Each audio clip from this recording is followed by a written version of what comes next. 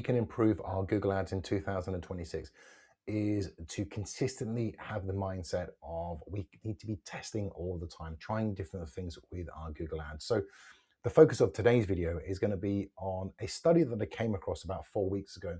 And the only reason that this kind of pricked my ears and I thought, oh, this actually potentially makes sense, is because the case study was over 20,000 Google Ad accounts, and they had claimed that they'd seen an over 300% return over 20,000 Google Ads ad accounts over a period of months, which to me makes more sense than some of the claims that we see online every day that you can do this with Google Ads if you just do this hack or this secret thing.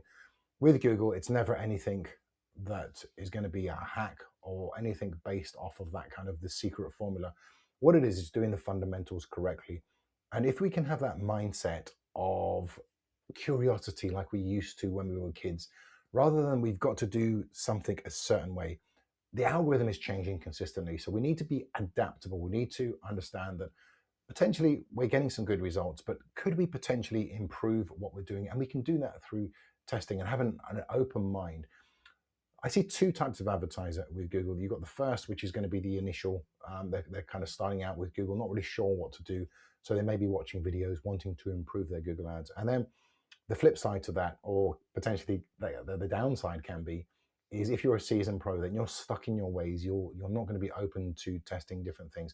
Whereas I think in 2026, we need to be a little bit optimistic. We need to be having an understanding that curiosity is a good thing by testing different things. And we can do that without harming our Google Ads. And I'm going to show you some of the things that we're implementing and some of the results that we're seeing based off of this test that I've mentioned a few times. So again, let me just reiterate, it's over 20,000 accounts over a period of months.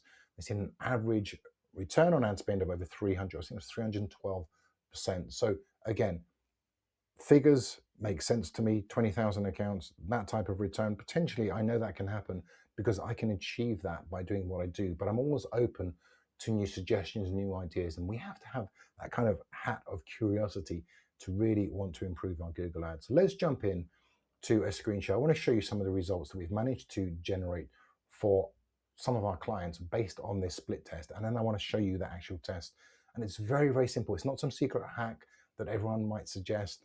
It's something very, very simple, and it's always going to be the simple things that will make the difference to your Google Ad account, because it's never anything that is just unrealistic. So let's jump in and have a look at this spreadsheet. So this is a spreadsheet. Obviously, we've got the main campaigns here on the left, and here we've got week 0. So this is the initial results we had with 4 campaigns, which again, we were running this over 10 campaigns. So of the 10, these 4 were probably the better results. The other 6 are taking a little bit longer to kind of get going, which is going to be often normal for a Google Ad account. If you test, say, 20 accounts, you might get 8, 9 accounts that perform well, and the others you need to do different optimizations.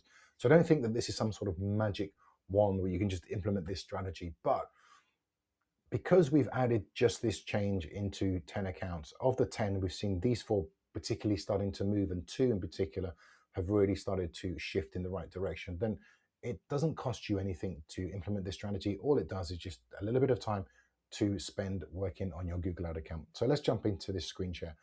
So we've got a original cost per conversion of 44.66, and then over week 3, we're dropping this down from 44.66 to 38.92. Not a massive needle mover, but it's heading in the right direction. If I didn't do this split test, would have I improved this small increment?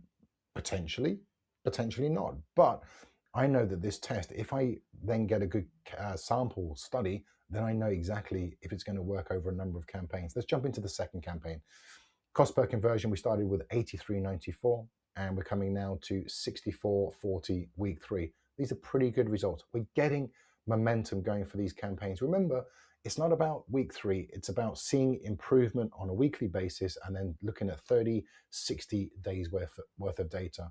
I would run this for at least 6 weeks, and then I kind of then look at the data points and think, okay, then potentially I need to add this into my workflows for all accounts. But I've taken 10 accounts, and I want to give you a realistic kind of understanding of what we're doing. Let's jump into the 3rd and 4th, because campaigns 3 and 4 actually have been massively improved. So again, it's not a magic wand, but I want to show you some of the results that we've generated based on the figures. So again, we had 5 conversions, cost per conversion, $183, high ticket product. But if we look at week 3, 11, and then cost per conversion, $89.90.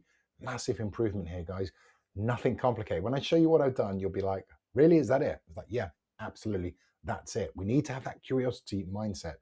Let's jump into the last campaign. Again, some really good, solid results. 13 conversions, $118 cost per conversion. And again, if we move further, week 3, cost per conversion, how much does it cost you for conversion? We've almost halved this amount, $64.33 with 25 conversions. Again, it hasn't cost us any money. I haven't changed the bidding strategy. All I've did is implement a strategy change based on this study. And again, if you have 5 campaigns, maybe 2 will improve and the other 3 won't, but that's absolutely fine because you've still got some understanding to what's working. And if you run a split test, then potentially you can see a big improvement across the number of campaigns that this will work for. And again, not everything will work for a Google Ad account. If you've got a number of accounts, you just need to implement the strategy. And the more accounts, obviously, it works for, then the better potential return you'll see on your Google Ad account. So let's jump into actually what is this implementation that I've added. So remember, I'm going to just do a quick recap. 20,000 accounts, over 313% return over a period of a couple of months. Very, very solid results. 20,000 accounts. Obviously, that's going to prick my ears and I'm going to think, okay, this is interesting because it's a reasonably large amount of Google Ad accounts we've actually seen these results for. So let's jump into this. I've got this previous example I had. So normally, when we write headlines, and this is what I want to focus on, this is what this study is all about. With headlines, normally we'll capitalize the first part of a word. So flooring specialist will capitalize the F and the S. And again, family run business, F capital, R capital, and the B will be capitalized. What this study was saying is with the headlines, if you remove the capitals for only the first word, we leave it as a capital. Anything after that, we just run it as a small case. So again, so what I would do is if I was changing this particular campaign, I would run a split test. I would have my normal campaign running, and then I would duplicate the ad.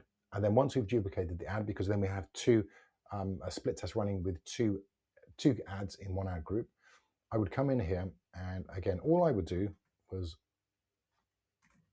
remove the R, so it's not a capital, and the B, small case. And again, with the S, I would remove that and make that lowercase. And again, with the dynamic keyword insertion, we would do that. So again, I'll just do one more. So quality, flooring, and then installed, I would remove that I. So the first word of your headline will be a capital, and then anything after that will just be a lowercase.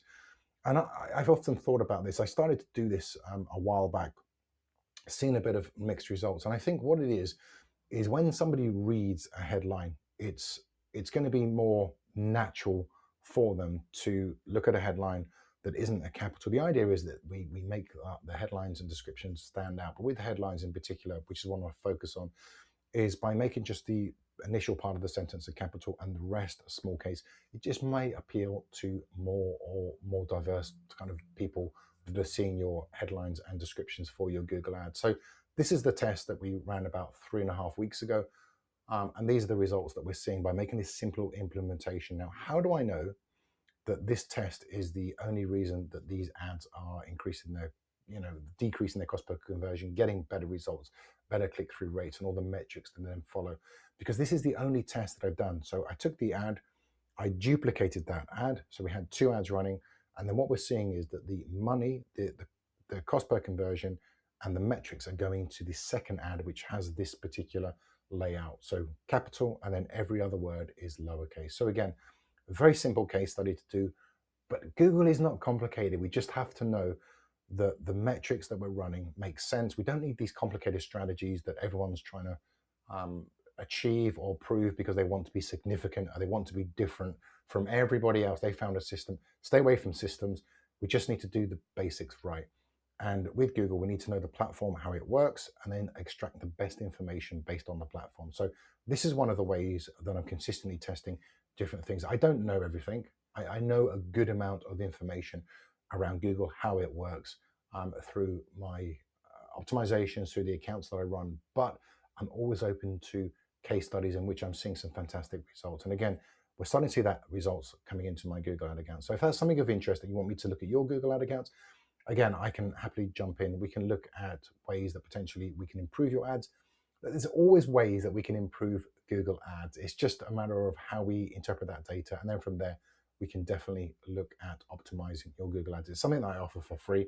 So if you want me to jump into your Google Ads, have a look at yours and then show you potential ways that you can lower your cost per conversion. Again, I've just showed you a fantastic way.